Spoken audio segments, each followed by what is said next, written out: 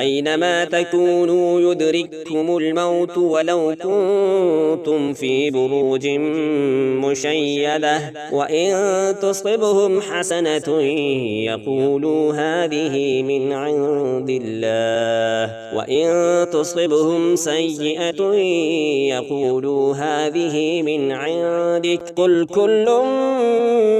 من عند الله فما لهؤلاء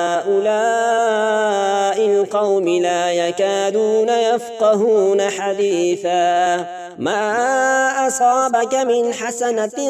فمن الله وما أصابك من سيئة فمن نفسك وأرسلناك للناس رسولا وكفى بالله شهيدا من يطع الرسول فقد أطاع الله ومن تولى فما أرسلناك عليهم حفيظا ويقولون طاعة فإذا برزوا من عندك بيت طائفة